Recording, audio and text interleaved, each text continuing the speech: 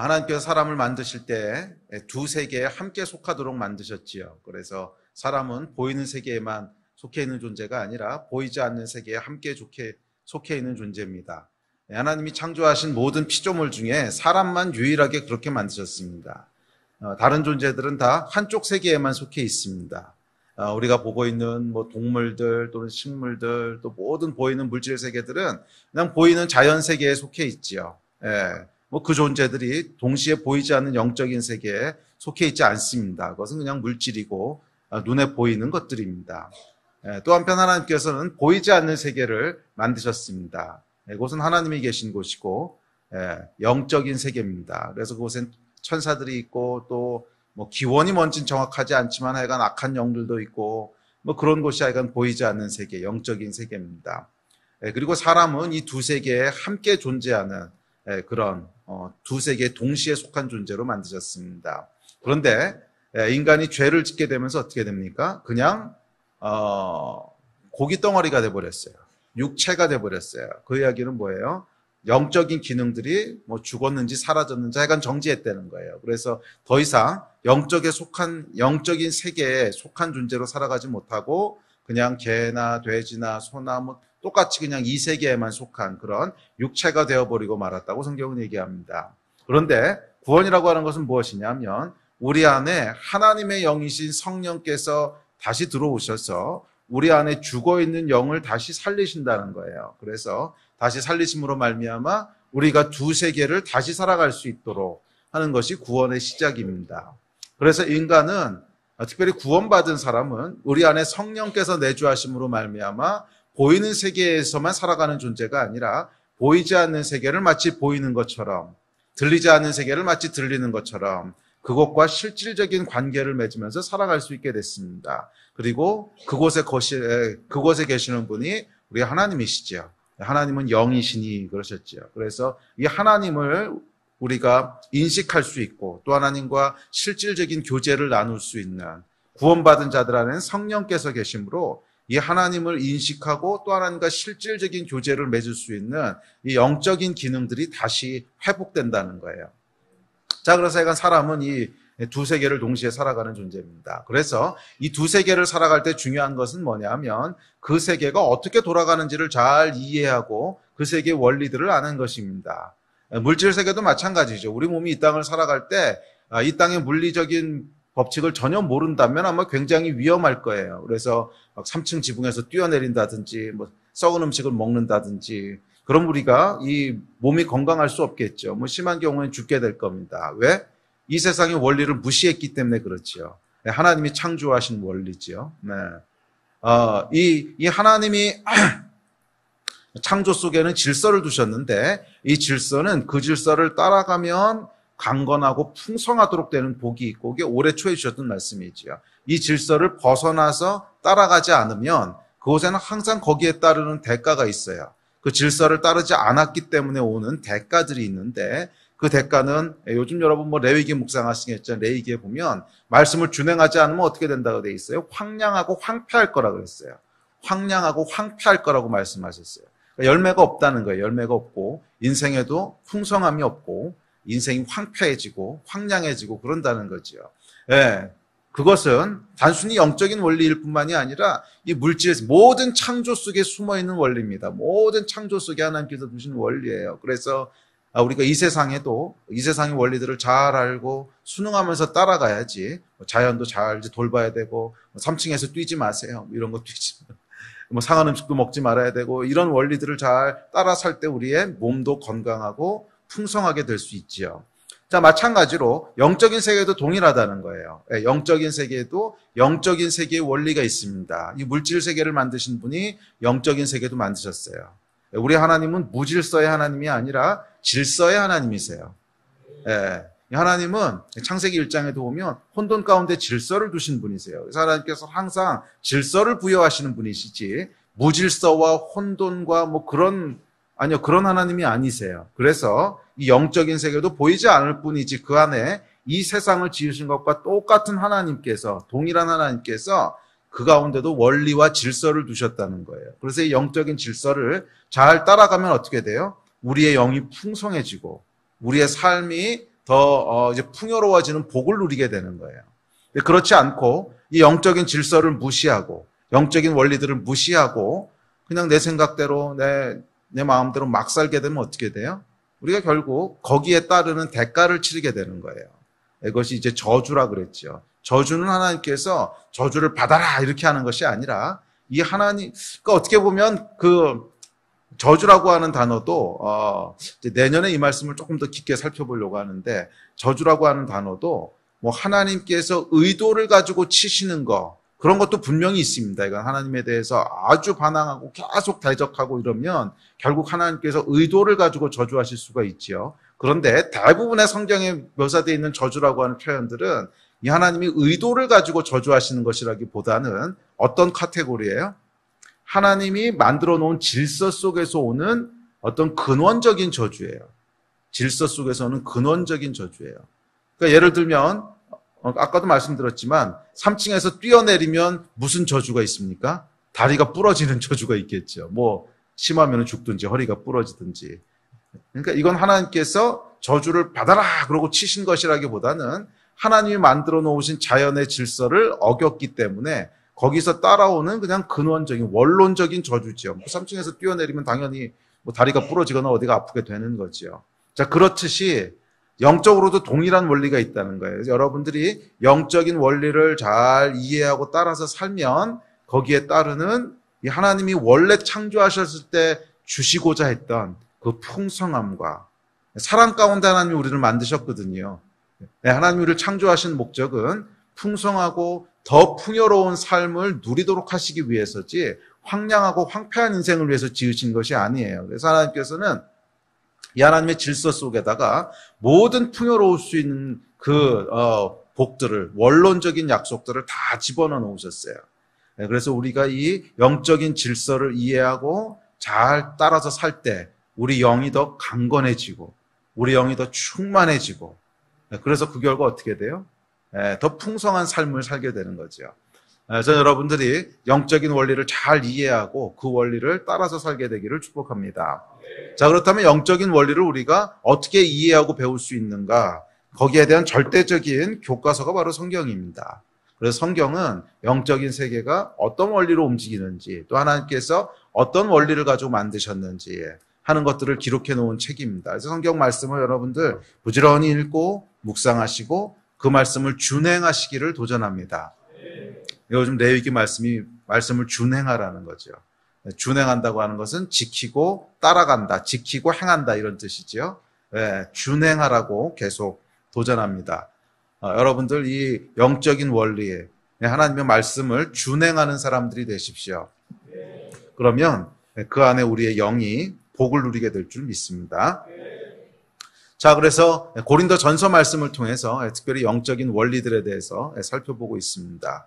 이 고린도 교회는 이 영적인 원리에서 많이 벗어나 있었던 교회였습니다. 처음 고린도전서 강의할 때 잠깐 이야기를 했지만 그 바울의 리더십 아래 있었던 교회임에도 불구하고 영적인 질서들을 많이 깼던 교회입니다. 그래서 심지어 이 안에 음란도 있었고 또 심지어 이 안에 교만한 것도 있었고 또 바울의 말을 무시하는 뭐 이런 것도 있었고 그러니까 그게 다 영적인 질서들이거든요. 근데 이 질서를 다 깨는 따르지 않는 그래서 이 바울이 그 교회에 긴 편지를 쓰면서 영적인 원리가 무엇인지를 하나씩 짚어나가는 것이 고린도 전서 또 고린도 후서의 내용입니다. 감사하게도 고린도에 썼던 편지가 이제 성경으로 우리에게까지 전달된 것은 우리에게도 이 원리들을 알고 잘 따라오라고 하는 뜻인 줄 믿습니다. 자, 오늘은 23번째 원리를 이제 살펴보려고 합니다. 대충 제가 이 고린도전서를 정리해 봤더니 50개 조금 넘게 나오는 것 같아요, 원리들이.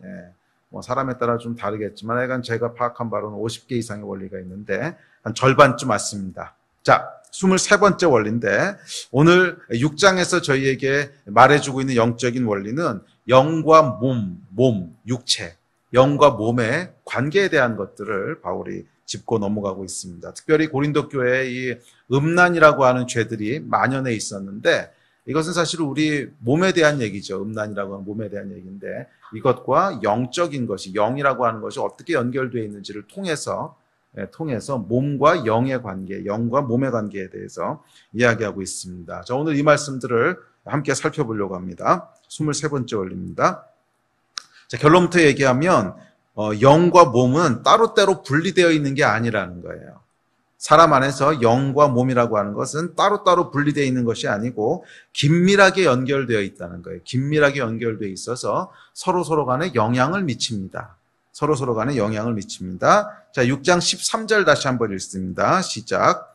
음식은 배를 위하여 있고 배는 음식을 위하여 있으나 하나님은 이것저것을 다 패하시리라. 몸은 음란을 위하여 있지 않고 오직 주를 위하여 있으며 주는 몸을 위하여 계시느니라. 자, 여기 보면 조금 이제 해석이 어려운 말씀이 나오는데 음식은 배를 위하여 있고 배는 음식을 위하여 있으나 이 말은 당시에 통용되었던 속담입니다.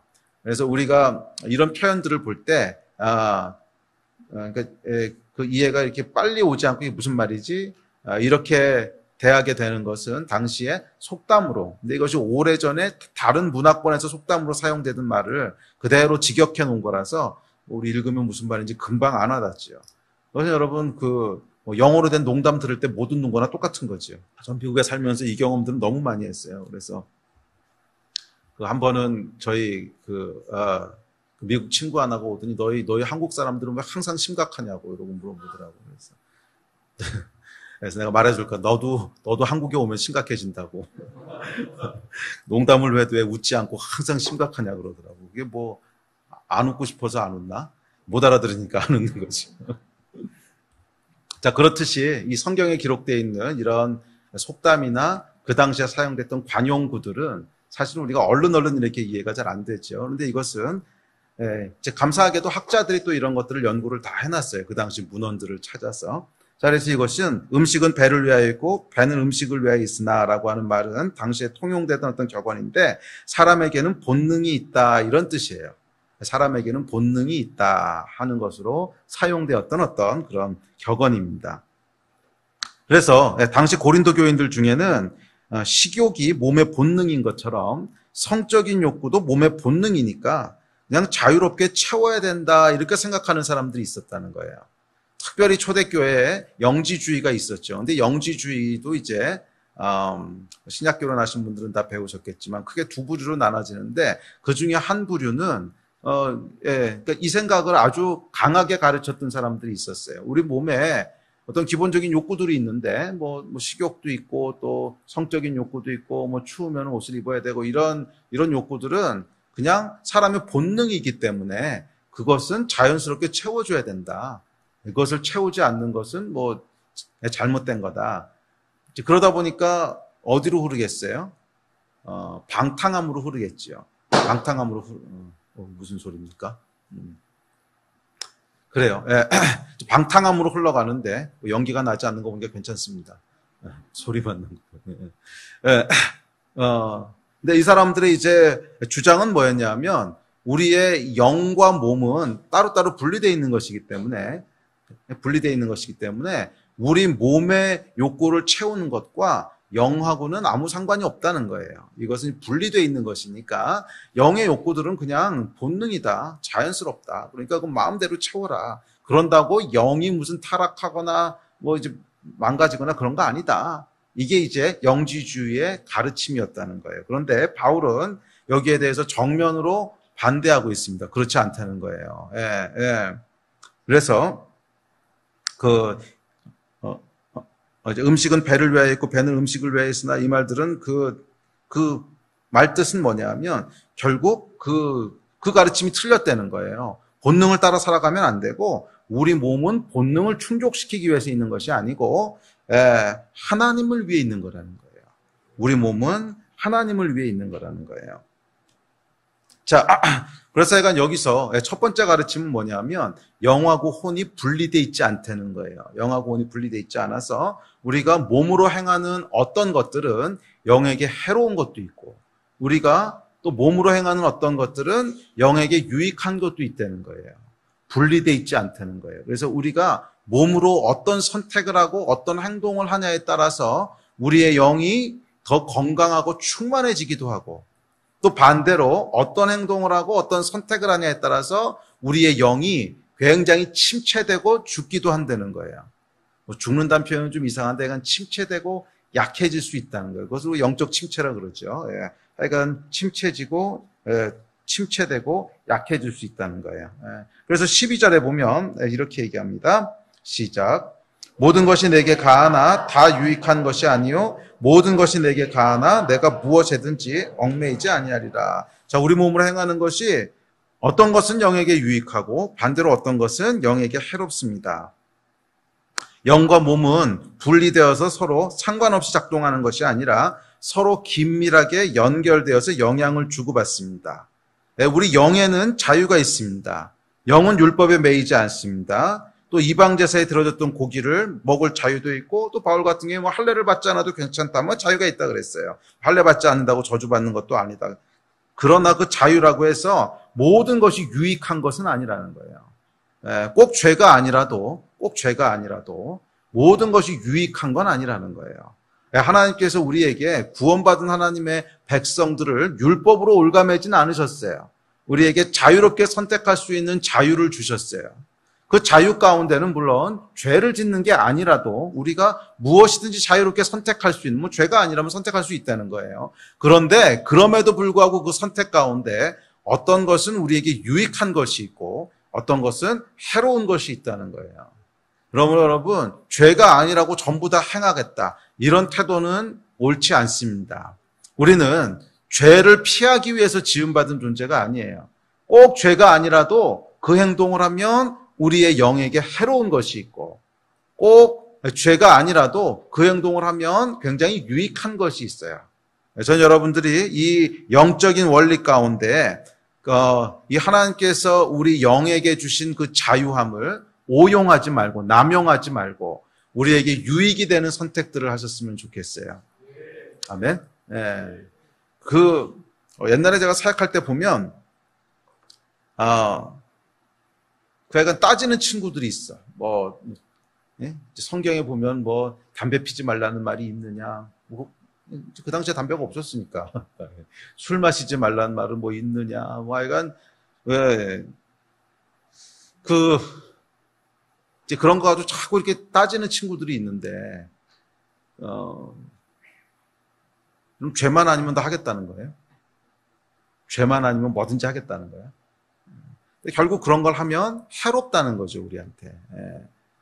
이게 죄가 아닐 수는 있어요. 죄가 아닐 수는 있는데 유익한 건 아니잖아. 우리 영의 여러분, 꼭 죄가 아니더라도 유익한 것이 있고 해로운 것이 있습니다. 유익한 일들을 행하신 여러분 되시기를 주의 이름으로 축복합니다. 자, 둘째, 13절에 보면 우리 방금 읽었던 말씀인데, 우리 몸은 음란, 즉 본능을 위해서 있는 것이 아니라 하나님을 위해서 있다고 얘기합니다. 그래서 우리 몸을 하나님이 주신 것은 육신의 본능을 만족하라고 주신 것이 아니에요. 하나님께서 우리 몸을 주시고 오감을 통해서 느낄 수 있도록 하셨는데 그것은 단순히 느끼라고 주신 게 아니라는 거야. 그래서 이 음식의 그 맛있는 맛을 느끼고 자연의 아름다움을 느끼고 성적인 만족을 느끼고 이러라고 몸을 주신 게 아니라는 거예요. 이 몸을 주신 이유가 있는데 그 몸은 뭐예요? 음란을 위해서 있지 않고 오직 주를 위해서 있다는 거예요. 우리 몸을 주신 이유는 우리 몸에 있는 본능을 만족시키면서 그 만족감을 누리라고 주신 것이 아니라 우리 몸을 사용해서 주를 섬기라고 주신 거예요. 전 여러분들이 우리의 몸을 사용해서 우리 몸에 있는 만족을 위해서 살지 말고 본능을 위해서 살지 말고 주를 위해서 사는 여러분 되셨으면 좋겠어요. 왜냐하면 그것이 성경이 얘기하는 영적인 원리예요. 우리 몸은 주를 위해서 살기 위해서 주어졌기 때문에 그 이야기는 뭐예요? 주를 위해서 살 때, 우리 본능을 위해서 살아가는 것이 아니라 주를 위해서 살아갈 때 결국 영적으로 복을 누리게 돼 있어요. 그것이 영적인 원리입니다. 그래서 몸의 즐거움을 위해서 또 몸의 본능을 위해서 계속 그렇게 살아가면 어떻게 되는 줄 아세요? 사람이요 육이 돼버려요. 우리 몸에 있는 육의 욕구들이 있죠. 육체의 소욕이라고 그러는데 갈라디아서에서 몸이 요구하는 본능들이 있어요. 그것은 먹고 싶은 거, 뭐 성적인 욕구, 그다음에 뭐 자랑하고 싶은 거, 많이 소유하고 싶은 거, 뭐 이런 애가 육체의 욕구들이 있는데 이 욕구들을 계속 만족시키기 위해서 노력하면서 살아가면 사람이 어떻게 되겠어요? 육이 강화된다는 거야. 육이 강화돼서 결국 육적인 사람이 되어버리고 맙니다. 예. 육을 따라 살아가는 육적인 사람이 되어버리고 말아요. 영적인 사람이 되려면 우리의 영의 욕구, 영의 소욕을 계속 만족시켜야 영적인 사람이 되지, 육의 소욕을 계속 만족시켜서는 육적인 사람밖에는 될 수가 없습니다. 그래서 영의 욕구를 계속 만족시키는 여러분 되시기를 바랍니다. 자, 그렇다면 육은 중요하지 않느냐? 그렇진 않습니다. 육이 굉장히 중요합니다. 오늘 이제 그 얘기를 할 텐데, 주는 몸을 위하여 계시대요. 우리 몸은 주를 위하여 있고 주는 몸을 위해서 계시대요. 그 이야기는 뭐냐면 예수께서 우리 몸을 중요하게 생각하신다는 거예요. 우리 몸을 위해서 주가 계시대요. 그 이야기 속에는 예수께서 십자가를 지시고 돌아가신 것 속에는 우리의 몸을 구원하기 위해서가 포함되어 있다는 거예요.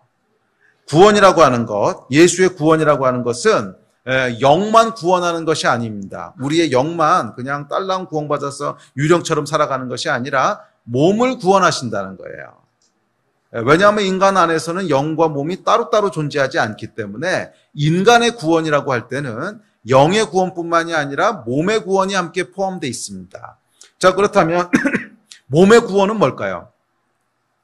영의 구원이 있고 몸의 구원이 있는데 영의 구원은 여러분, 우리가 예수 그리스도를 영접할 때 우리 안에 성령께서 들어오셔서 우리 안에 멈춰있고 작동하지 않던 영적인 세계를 인지할 수 있고 또 하나님을 인식할 수 있는, 그래서 하나님이 계시고 예수가 하나님이시구나 하는 것을 알 수 있게 되는 영의 기능이 살아나는 것입니다. 이것이 영의 구원이지요. 쉽게 얘기하면 성령께서 우리 안에 내주하시는 것이 영의 구원이에요. 그런데 이 영의 구원은 순간적으로 한 번에 일어납니다. 그것은 무슨 긴 과정이 아니라 예수 그리스도를 믿는 순간 우리는 거듭나고 우리 안에 성령께서 들어오셨기 때문에 하나님의 자녀라고 하는 신분으로 완전히 거듭나요. 그래서 영의 구원은 처음에 구원이 시작할 때 10% 구원됐다가 시간이 지나면 20% 됐다가 30% 됐다 이러는 게 아니에요. 그냥 예수 그리스도를 영접하는 순간 완전히 구원을 받는 거예요. 그렇지 않습니까? 우리의 구원이라고 하는 것이 뭐 예수 믿었는데 지금 10% 구원받고 그다음에 한 1년 신앙생활에서 집사 받으면 30% 구원받고 이런 거 아니잖아요. 우리가 예수를 믿는 순간 그냥 0에서 100%로 뛰는 디지털이에요. 그냥 0에서 100%로 뛰는, 성령께서 우리 안에 계시느냐 계시지 않느냐 하는 OX 문제예요. 그래서 영의 구원은요 점진적으로 이루어지는 게 아니에요. 그냥 성령께서 우리 안으로 들어오는 순간 한 번에 완전히 이루어지는 거예요. 한 번에 완전히 이루어지는 거예요. 자, 그런데 몸은 달라요. 몸은 달라요. 몸은 한 번에 몸의 구원이 이루어지는 게 아니에요. 한 번에 몸의 구원이 이루어지는 게 아니에요. 우리 몸은 죄로 인해 타락했습니다. 여기서 몸이라고 하는 것은 우리 영과 이 보이는 세계와 보이지 않는 세계에 있어요. 보이는 세계에 속한 파트예요. 그래서 영혼 육으로 나누자면 우리 아이가 몸과 혼, 우리의 혼이라고 하는 건 우리의 생각이죠. 뇌에서 일어나는 작용인데 이것도 몸의 일부예요. 영이 아니죠. 혼, 그러니까 우리의 마음, 우리 생각, 지정의, 이것은 그냥 대부분 다 몸에 속한 것입니다. 자, 어쨌거나 혼과 육이라고 하는 우리의 이 보이는 세계에 속한 우리의 뇌까지 포함해서 하여간. 자, 이것은 여러분 타락한 세상 속에 있어요. 타락한 세상 속에 있기 때문에 우리 몸의 본능도요, 원래 하나님이 창조하셨던 온전한 본능이 아니라 죄로 인해서 오염되고 타락한 본능이라는 거예요. 오염되고 타락한 본능이라는 거예요. 우리 몸은 이 타락한 죄악에 길들여져 있어요. 저희 둘째가 그랬나 첫째가 그랬나 승범인지 승리인지 기억이 안 나는데 하여간 아주 어렸을 때 저한테 뭐라고 물어보냐. 아빠 왜 이렇게 맛있는 음식은 다 몸에 안 좋아? 진리죠. 맞아, 정말 사실이야. 왜 이렇게 맛있는 음식은 다 몸에 안 좋지? 치킨, 돈가스, 빵, 빵 얼마나 맛있어. 내가 맛있는 음식은 왜 다 몸에 안 좋아? 이렇게 물어봤어요. 왜 그럴까요, 여러분? 왜 맛있는 음식이 몸에도 안 좋은지 아세요? 몸에 안 좋은 음식만 맛있는 게 아니라 우리 몸이 그렇게 길들여진 거예요. 길들여진 거야. 그래서 타락한 육신이요. 타락한 육신이 몸에 안 좋은 음식을 맛있다고 계속 반복해서 강화학습을 해서 그게 맛있다고 길들여져 버렸어요. 이게 몸이 타락한 거예요. 하나님께서 몸에 안 좋은 음식만 맛있게 만드신 것이 아니라 우리 몸이 그런데 잘못 길들여진 거지. 이해가 되세요? 그 맛에 잘못 길들여진 거예요. 맛에 잘못 길들여져요. 그러니까 우리 몸이 그렇다는 거예요. 우리 몸이 타락한 세상을 살면서 지금 그냥 이 먹는 것만 가지고 얘기했지만 먹는 것뿐만이 아니라 우리 몸에 있는 본능들 있죠. 뭐 식욕도 있고 뭐 아니면 뭐 소유욕이라든지 자랑하고 싶은 욕심이라든지 뭐 아니면 성적인 욕구라든지 이것들이 다 정상적으로 돼 있는 게 아니라는 거예요. 이 타락한 세상에 잘못된 문화와 잘못된 시스템 속에서 아주 어렸을 때부터 이게 길들여져 온 거예요. 잘못 길들여졌다는 거예요. 그래서 우리 몸에 구원이 일어나고 나면 우리 안에 성령께서 들어오셔서 우리 영은 이제 완전히 100% 새로운 존재가 됐어. 완전한 존재야. 우리 영은요 완전합니다. 그래서 이 구원받은 자의 영은 우리 안에 성령이 계시는데 성령이 불완전한 형태로 계실 수는 없잖아. 그러니까 성령은 처음부터 100이세요. 그러니까 시간이 지나면서 영이 점점점 개발되고 발전하고 그래서 더 커지거나 더 완전해지거나 이런 게 아니라는 거야. 성령이시기 때문에 들어오는 순간부터 그냥 100이셔. 더 이상 뭐 나아지지도 않고 발전하지도 않고 그냥 처음부터 완전한 형태야. 그런데 우리의 육은 그렇지 않다는 거예요. 우리의 육은 보이는 세상 속에서 길들여져 있기 때문에 성령께서 우리 안에 들어오시면은 충돌을 일으킨다는 거예요. 우리 육체의 본능과 성령의 요구하시는 것이 충돌을 일으킵니다. 자, 어찌됐든지 간에 그래서 이 몸이라고 하는 것은 여러분 몸의 구원이라고 하는 것은 점진적으로 조금씩 일어나는 거예요. 한꺼번에 확 다 변하는 것이 아니라 조금씩 일어나는 거예요. 그래서 우리가 이 타락한 본능을 가지고 영원히 사는 게 아니라는 거야. 만약 이 타락한 본능을 가지고 영원히 산다면 그게 천국인지 지옥인지 헷갈리지 않겠어요? 이 타락한 본능을 가지고 이게 뭔가 이건 우리 이제 본능 때문에 괴로운 게 많잖아. 그런데 이 본능을 가지고 영원히 아니요. 이제 그렇지 않다는 거예요. 그래서 하여간 빌립보서 3장 12절에 보면 이렇게 얘기합니다. 시작. 내가 이미 얻었다 함도 아니요 온전히 이루었다 함도 아니라 오직 내가 그리스도 예수께 잡힌 바 된 그것을 잡으려고 달려가노라. 자, 이건 구원에 대해서 온전히 이룬 것도 아니고 아직 이미 얻은 것도 아니래요. 근데 또 어떤 곳에 보면 우리의 구원은 그냥 한꺼번에 이미 완성됐다고 얘기하죠. 그러니까 이 두 가지가 우리 안에 있는 두 가지 종류의 구원을 묘사하고 있습니다. 우리 안에 우리의 영은 성령께서 들어오는 순간 완전해지지만 동시에 우리가 이 땅을 살아가면서 이루어가야 되는 구원의 파트가 있다는 거예요. 이루어가야 되는 구원의 파트가 있다는 거예요. 그래서 우리의 몸이 타락한 몸이기 때문에 이 몸은 그냥 폐기 처분하고 영만 딸랑 천국에 가냐 그런 것이 아니라 우리의 영과 몸이 다 영원한 하나님의 나라에서 살게 될 텐데 그 영원한 하나님의 나라에서 영과 몸이 함께 살아가기 위해서 이 땅에 살아가는 동안 우리의 몸이 계속 변화돼 가야 된다는 거예요. 계속 하나님이 원래 창조하신 그 목적대로 원래 창조하신 본능에 순응하도록.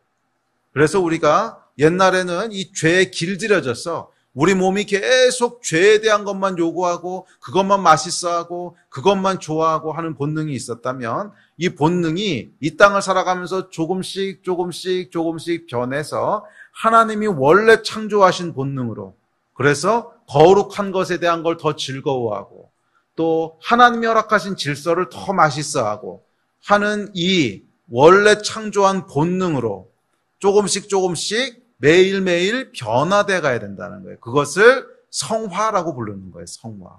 그래서 이 이루어가야 되는 성화는요, 영에 대한 것이 아닙니다. 그것은 뭐에 대한 거예요? 우리의 몸에 대한 거예요, 몸에. 영은 여러분 처음부터 완전한 것이지 영이 점점점 변해가는 게 아니에요.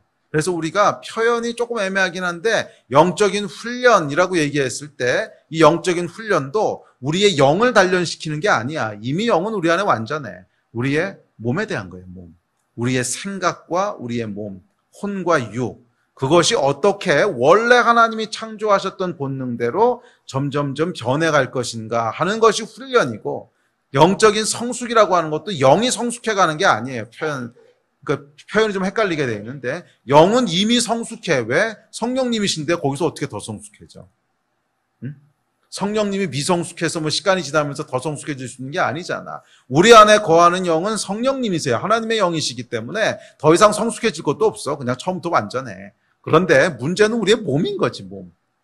우리의 몸이 그렇지 않다는 거예요. 우리 몸이 원래 창조하셨던 본능과 전혀 다른 죄에 길들여진 본능을 가지고 살아간다는 거예요. 그래서 그거를 맛있어하고 그거를 좋아하고 그걸 따라가려고 하고, 이 몸의 생각들을 계속 원래 하나님이 창조하셨던 영의 생각으로 바꾸어가는 것이 결국 구원입니다. 몸의 구원이라는 거, 몸의 구원. 자, 그래서 갈라디아서에 보면 이렇게 얘기합니다. 시작. 내가 이르노니 너희는 성령을 따라 행하라. 그리하면 육체의 욕심을 이루지 아니하리라. 육체의 소욕은 성령을 거스르고 성령은 육체를 거스르나니 이 둘이 서로 대적하므로 너희가 원하는 것을 하지 못하게 하려 함이니라. 성령이 인도하시는 바가 되면 율법 아래에 있지 아니하리라. 자, 이건 명확하게 얘기합니다. 육체의 소욕, 육체가 원하는 욕심, 이게 본능이죠. 그것은 성령을 거스른대요. 그리고 성령은 육체의 욕심을 거스른대요. 그러니까 이 얘기가 방금 얘기했던 그거예요. 완전한 성령께서 우리 안에 들어오시면 그 영은 이미 완전해졌어.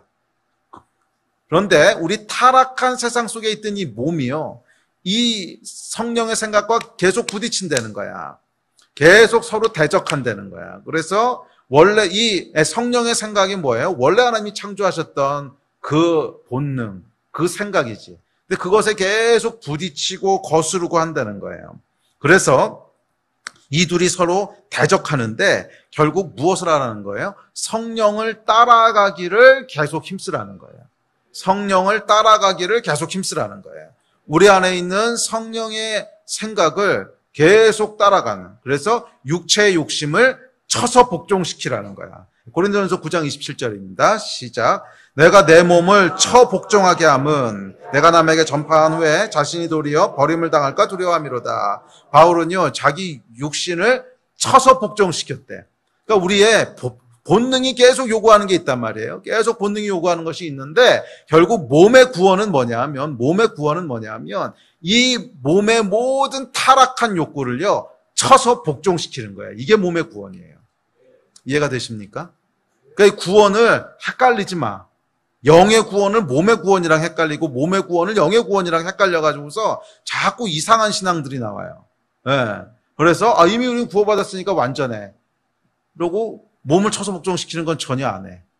그러니까 뭐 이런 이제 이상한 신앙들이 나온단 말이에요. 그렇지 않습니다. 우리의 영은요, 맞아요. 그냥 한 번에 완전해져요. 그런데 문제는 인간은 영만 존재하는 존재가 아니야. 그리고 인간 안에서는 영과 육을 구분할 수가 없어.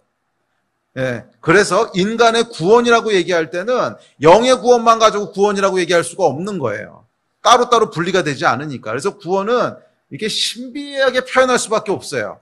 그래서 완성되어 있으면서도 또 완성에 가야 되는 이런 애매한 표현을 쓸 수밖에 없는 게 인간의 이중성 때문에 그래요. 우리가 보이는 세계와 보이지 않는 세계가 분리할 수 없듯이 이게 하나로 얽혀 있기 때문에 구원에 대한 얘기도 하나로 얽혀서 얘기할 수밖에 없어요. 그런데 하여간 중요한 것은 설명하기 위해서 이제 영의 구원, 몸의 구원 따로 설명하지만 사실 분리할 수 있는 건 아니지. 어찌됐든지 간에 우리 몸의 구원이라고 얘기했을 때는 몸을 쳐서 복종시키는 거예요. 뭐에 복종시키는 거예요? 성령께 복종시키는 거예요. 이게 여러분 몸의 구원입니다. 그래서 이 몸의 구원이 이루어지지 않은 사람은 어떻게 되겠어요? 마지막에 천국에서 살아갈 때 고생하게 되는 거야. 그 몸의 구원이 어떻게 이루어졌냐가 결국 영적인 성숙함이고, 몸의 구원이 어떻게 이루어졌냐 하는 것이 결국 구원의 완전함인데, 이것이 마지막 영원한 천국에서의 삶과 분명히 연결되어 있어요. 그런데 어떤 식으로 연결되어 있는지는 나도 잘 모르겠어. 이것은 이제 신비에 속한 영역이라서 가봐야 알 것 같아, 가봐야. 그런데 분명한 건 뭐냐 하면 연결이 돼 있다는 거예요. 그래서 이 땅을 살아가는 동안에 몸을 쳐서 우리의 몸의 육체의 소욕이 성령의 소욕과 많이 일치되어 있으면 일치되어 있는 것만큼 천국에서 누리는 삶이 거기에 비례한다는 거예요. 그리고 그것이 일치되어 있지 않은 사람은 지옥에 가지는 않는 것 같아요. 우리 안에 성령께서 가시면 천국에는 들어가는데, 거기서 영원히 어떤 퀄리티의 삶을 누릴 건가 하는 것이 몸이 얼마나 성령을 따라왔느냐 하는 것과 밀접하게 연결되어 있다는 거예요. 그래서 이 땅을 살아가는 동안 완전한 구원에 이르기를 힘쓰라는 거예요. 이 완전한 구원에 이르기를 힘쓰라고 하는 말은 천국에 못 들어가니까 힘써라. 예? 내가 천국에 못 들어가면 어떡하지? 들어가나 못 들어가나 들어가나 못 들어가나 이렇게 두려워하라는 얘기가 아니에요. 그것은 이슬람이지 기독교가 아니야. 우리는 천국에 들어가는 것은 우리 안에 계신 성령님으로 인하여, 예수의 보혈로 인하여 들어가는 것이기 때문에 그것에 대해서는 두려워할 필요가 없어요. 그냥 우리는 믿음으로 구원을 받는 거야. 한 번의 구원을 받는 거야. 그런데 우리가 두려워하며 이루어가야 될 몸의 구원은 뭐냐면 바울이 얘기했듯이 우리의 몸을 쳐서 성령께 복종시키는 거예요.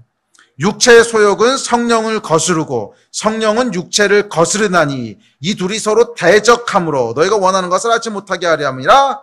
너희는 성령을 따라 행하라. 그러면 육체의 욕심을 이루지 아니하리라. 이게 갈라디아서 말씀이거든. 그래서 우리의 몸을 쳐서 성령을 따라가는 삶으로 복종시키는 거예요. 그것이 여러분 구원의 완성이고, 그래서 이 몸의 구원을 결국 몸의 구원을 이루어 가야만 우리의 영과 몸이 함께 완전한 에 이른 것만큼 우리가 천국에서의 삶을 누리게 되는 거예요. 아멘. 자, 이것이 몸의 구원입니다. 자, 물론 이 몸의 구원은 영과는 달라서 이 땅에서 100% 완전함에 이룰 수는 없습니다. 100% 완전함에 이룰 수는 없어요. 여러분, 왜 100% 완전함에 이룰 수 없느냐? 우리 몸은요, 보이는 세상에 속했기 때문에 보이는 세상과의 관계 속에서 우리 몸은 끊임없이 영향을 주고받도록 창조되어 있어요. 끊임없이 영향을 주고받도록. 그래서 이 자연 세계의 일부로, 파트로, 그렇게 지음받았기 때문에 이 보이는 세상, 온 우주가 타락과 죄 가운데 있는데 그 속에서 몸만 딸랑 완전해진다고 하는 것은 불가능하다는 거야. 그러니까 이것은 뭐하고 똑같은 거냐면 KTX가 있죠, KTX가.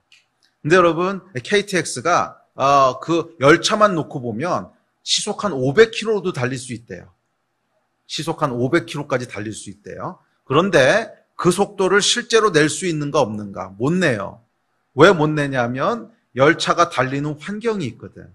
그 환경은 철도가 있고 그다음에 달리는 루트들이 있죠. 그러니까 이것이 정상적인 그 풀 커패시티를 전부 다 발휘하려면 이 철로도 거기에 맞게 걸맞게 완전해야 되고, 이 선로도 이렇게 휘어 있으면 안 되고 쫙 직선으로 돼 있어야 되고, 이런 모든 환경들이 맞게 돼 있어야 이 열차가 모든 기능을 완전히 낼 수 있단 말이에요. 근데 사람도 그렇다는 거예요. 사람도 이 자연 세계에 속하도록 지음받았기 때문에 우리가 하나님이 원래 창조하신 몸의 구원의 완전함에 이르려면 우리 혼자 완전해져서 되는 것이 아니라 우리가 맺고 있는 모든 관계들, 또 우리가 살아가고 있는 모든 환경들이 함께 완전함에 이뤄야만 완전함에 이룰 수 있지, 그렇기 전에는 혼자서 완전함에 이룰 수 없다는 거예요. 그래서 우리의 몸은 이 세상을 살아가는 동안엔 절대로 100%에 이룰 수는 없어요. 그래서 완전한 구원에 이르려면 결국 뭐가 있어야 되는 거냐면 새하늘과 새 땅이 있어야 돼요. 새하늘과 새 땅이 함께 있지 않으면 우리 몸만 딸랑 완전함에 이룰 수는 없다는 거예요. 왜? 우리 몸이 이 세상의 한 파트로 주어져 있기 때문에. 예를 들어서 이 타락하기 전에 에덴 동산은 어땠을 것 같으세요? 아담과 에덴 동산에 살았는데 분명한 거 하나는 에덴 동산은 지금 우리가 숨쉬고 있는 대기하고는 공기 자체가 달랐어. 왜? 대홍수가 일어나기 전이야. 그래서 우주에서 들어오는 방사선량도 달랐고 대기의 질도 달랐고, 그래서 이 아담 때 창세기 초반에 나오는 사람들 보면 거의 1000살 가까이 살잖아요. 그러니까 하나님께서 우리의 몸의 기능이 적어도 그런 기능이 있도록 만드셨는데 지금은 그걸 누릴 수 있는 사람은 아무도 없어요. 뭐 아무리 우리가 구원이 완전해지고 어쩌고 저쩌고 해도 그 수준엔 못 이루어요. 왜? 우리만의 문제가 아니라 우리가 살아가고 있는 환경과 같이 엮여 있으니까. 그래서 새하늘과 새 땅이 함께 주어지기 전에는 우리 몸의 구원은 완전함에 이룰 수가 없어요. 그래서 하나님께서 결국 마지막 때 무슨 일을 하시냐면 6장 13절 14절에 보면 이렇게 얘기합니다. 자, 시작. 이것저것을 다 패하시리라. 몸은 음란을 위하여 있지 않고 오직 주를 위하여 있으며 주는 몸을 위하여 계시느니라. 하나님이 주를 다시 살리셨고 또한 그의 권능으로 우리를 다시 살리시리라. 또 베드로후서에 보면 이렇게 얘기합니다. 시작. 하나님의 날이 임하기를 바라보고 간절히 사모하라. 그날에 하늘의 불에 타서 풀어지고 물질이 뜨거운 불에 녹아지려니와 우리는 그의 약속대로 의가 있는 곳이 새하늘과 새 땅을 바라보도다. 자, 이거 하나님께서 우리의 몸을 패하신대요. 이것저것 다 패하신대요. 이건 뭐냐면 우리 몸 안에 있는 잘못되어 있는 본능들을 결국 패하신다는 거예요. 패하시고 하나님께서 마지막 때 어떻게 하시냐면 다시 우리를 주의 권능으로 부활시키신다는 거예요. 그래서 부활체를 입게 하시는데 이때 비로소 우리 몸의 구원이 완성이 됩니다. 100으로 완성이 돼요. 그런데 그때는 우리 몸만 100으로 완성이 되는 것이 아니라 온 우주가 함께 새하늘과 새 땅 가운데 우리가 살아가야 될 환경까지도 다 같이 완성에 이른다는 거예요. 그러지 않으면 우리 몸만 완전함에 이룰 수 없다는 거야.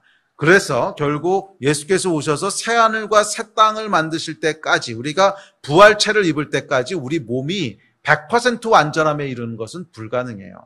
자, 그러나 하여간 우리 몸이 그 완전함을 향해서 계속 매일매일 성화되어 가는 것은 구원의 일부분입니다. 그리고 아까도 말씀드렸지만 결국 부활체를 입게 되면 이제 더 이상 우리 몸에 타락한 본능은 없을 거예요. 우리 몸이 원하는 타락한 본능은 없을 거예요. 그런데 우리의 혼은 어떨 것 같으세요? 우리의 혼은. 우리의 혼까지도 만약 하나님께서 그렇게 강제적으로 바꾸신다면 우리의 자아는 어떻게 되는 거지? 우리의 아이덴티티는 어떻게 되는 거예요?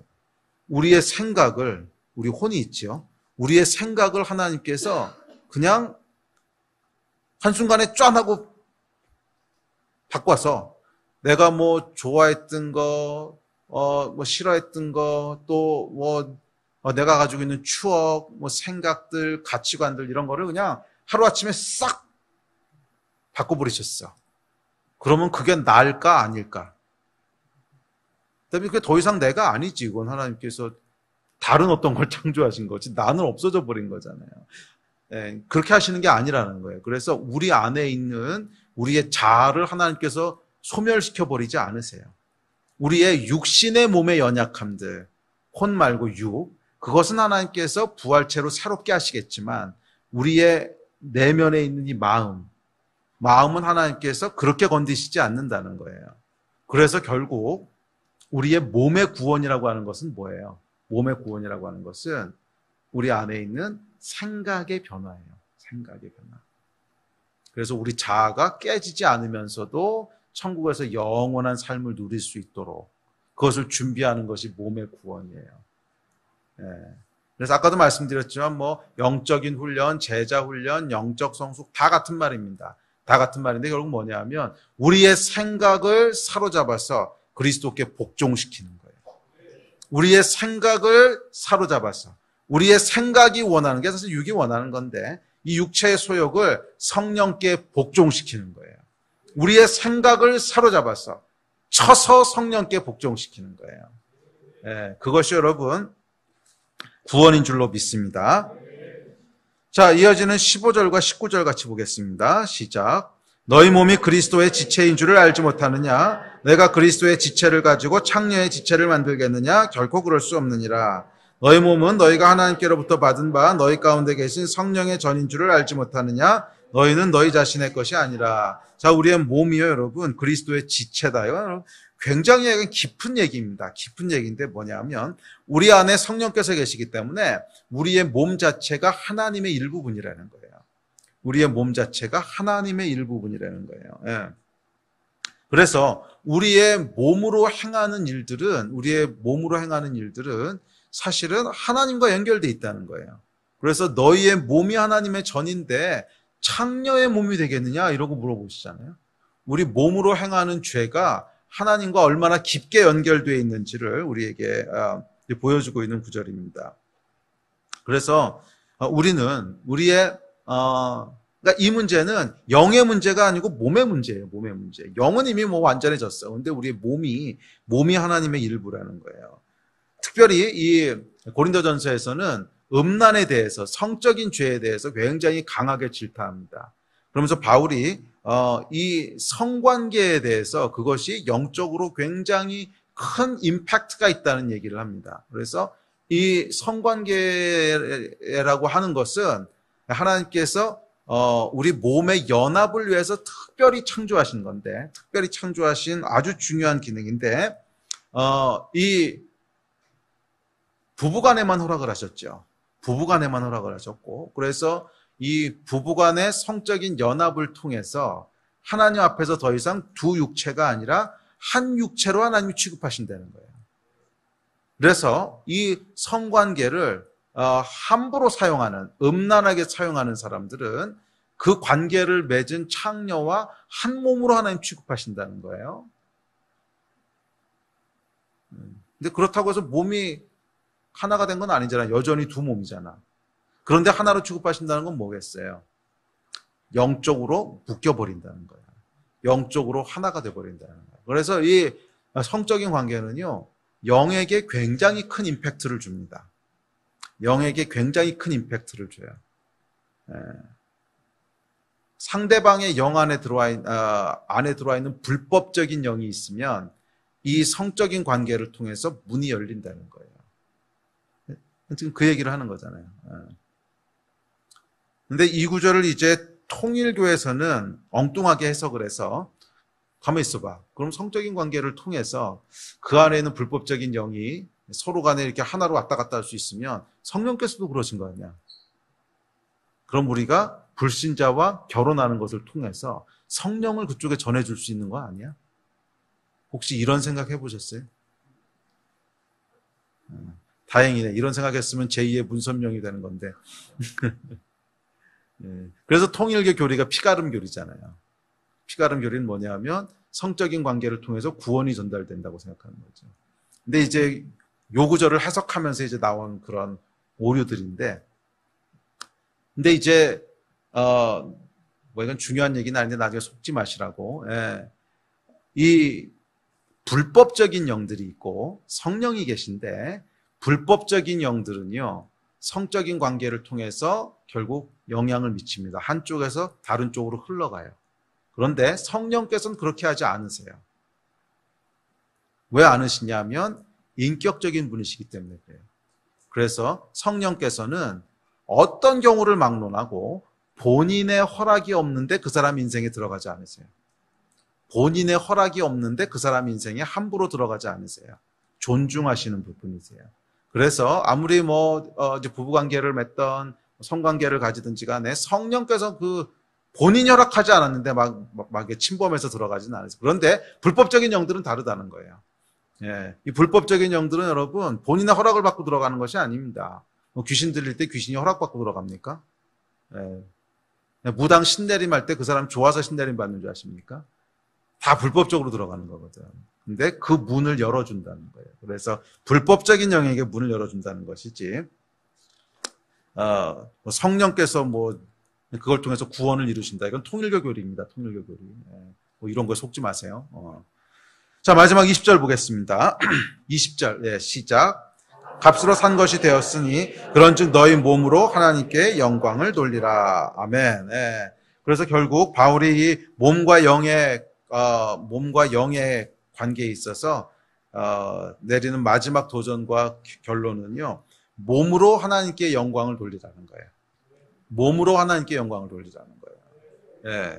그래서 우리가 이 땅에서 살아가는 신앙생활의 본질은요, 우리의 몸을 어떻게 할 건가 하는 거예요. 우리의 몸을 어떻게 할 건가 하는, 매일매일의 현실 가운데 뿌리를 내린 거예요. 매일매일 살아가는 우리의 삶이 있죠. 몸이 살아가는 삶이 있는데, 이 몸이 살아가는 이 현실 속에서 몸이 무엇을 선택할 건가? 몸이 무엇을 선택하지 않을 건가? 몸이 무엇을 행할 것인가? 몸이 무엇을 행하지 않을 것인가? 그것이 결국 우리 신앙생활이라는 거예요. 예. 우리의 영이 무엇을 행할 것인가? 이게 신앙생활이 아니야. 예. 그런데 우리가 잘못 오해하게 되면 현실과 신앙이 분리돼 버려요. 현실과 신앙이 분리돼 버려서 영적인 것을 추구한다고 하는데 실제로는 헛우물을 파고 있는 거예요. 영적인 것을 추구한다고 하는 것은 더 영의 깊은 세계로 들어가서 뭐 초현실적인 것을 보고 이런 것이 영적인 것을 추구하는 것이 아니에요. 이미 우리의 영은 뭐 초현실적인 것을 보던 뭐 신비한 것을 경험하던 경험하지 않던 이미 여러분의 영은 완전해요. 그런 것을 경험해야 더 영적인 사람이 되는 것도 아니고 그런 걸 경험하지 않는다고 해서 덜 영적인 것도 아니야. 이미 여러분의 영은 완전해요. 그렇다면 이 땅을 살아가는 데 있어서 영적인 성숙함, 하나님께 영광을 돌린다고 하는 건 무슨 얘기예요? 우리 몸에 대한 얘기라는 거야. 우리의 몸에 대한 얘기라는 거야. 이 몸이 매일매일의 삶을 살아가는데 매일매일의 삶을 살아가는 이 삶 속에서 우리의 몸이 무엇을 선택할 건지, 우리의 이 생각이, 혼이 무엇을 선택할 건지, 무엇을 행할 것인지, 그것으로 하나님께 영광을 돌릴 수도 있고 반대로 하나님께서 싫어하실 수도 있다는 거예요. 저는 여러분들이 이 몸으로 하나님께 영광을 돌리게 되기를 축복합니다. 그런 면에서 우리의 신앙은 우리의 몸이 살아가는 현실과 분리되어 있지 않아요. 그걸 분리시키는 순간 이게 영지주의야. 초대교회부터 있었던 이단이에요. 이것은 분리되어 있지 않아. 오히려 정말 영적인 삶이라고 하는 것은, 정말 영적인 삶이라고 하는 것은 이 땅의 현실들을 초월해서 뭔가 다른 세계를 추구하는 것이 아니에요. 그 세계가 없다는 뜻은 아니야. 그런데 그 세계는 이미 우리 안에 완전화되는 거야.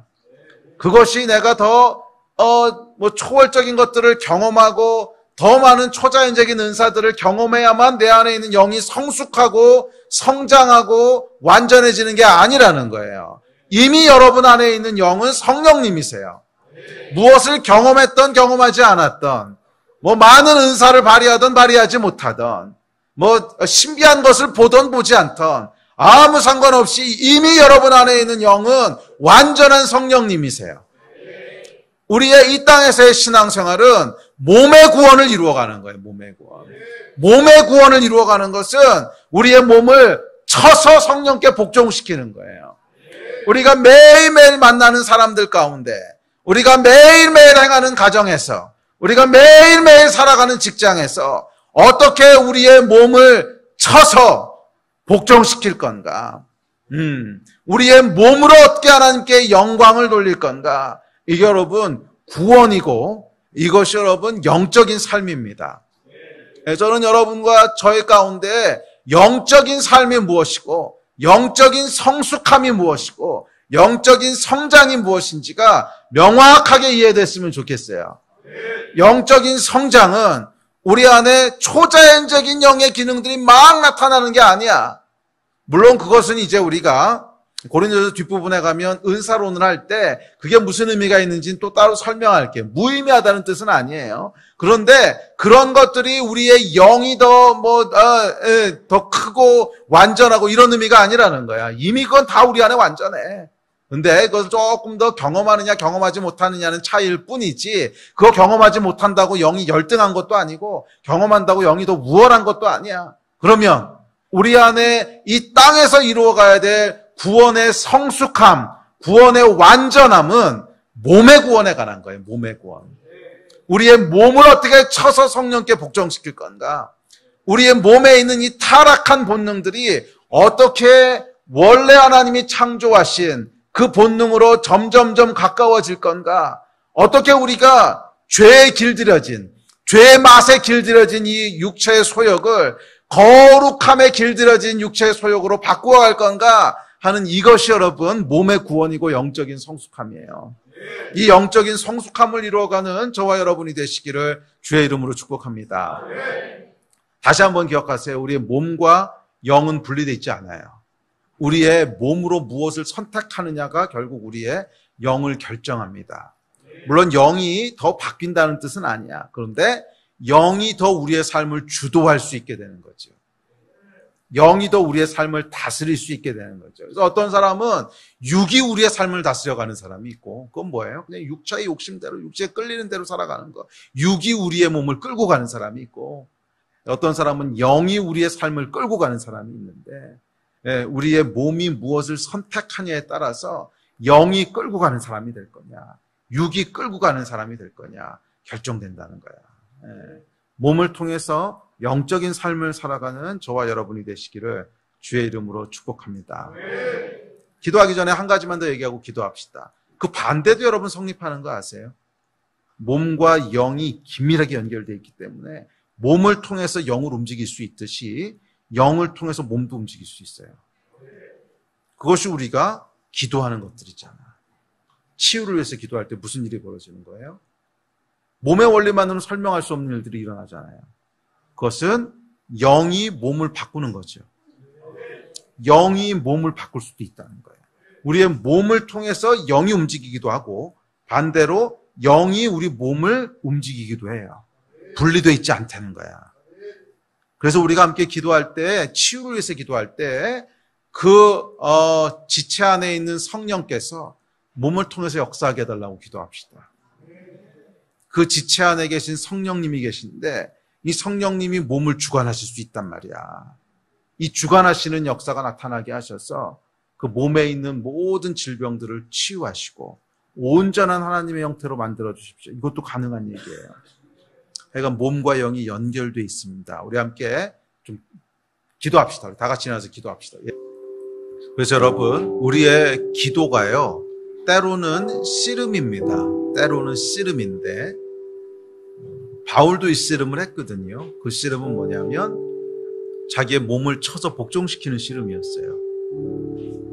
우리 안에 있는 육체의 소욕은 타락한 세상에 길들여져 있기 때문에 성령의 생각과 대적해요. 그래서 몸이 원하는 대로 계속 살아가면 성령의 생각에 거슬러서 살아가게 된다는 거예요. 그래서 바울은 씨름을 했습니다. 몸과 씨름을 하면서 몸을 쳐서 성령께 복종시켰어요. 때로는 우리의 기도가 이 씨름이 될 때가 있습니다. 모든 기도가 이런 기도만은 아닌데 때로는 우리 안에 있는 깊은 육체의 본능과 씨름해야 되는 기도가 있습니다. 오늘 우리가 이 말씀을 가지고 기도할 때 우리 안에 오늘 이 기도가 드려지게 되기를 기대합니다. 여러분 안에 계속 성령의 생각을 대적하는, 그게 갈라디아서의 정확한 표현이죠. 육체의 소욕은 성령을 대적한다 그랬어요.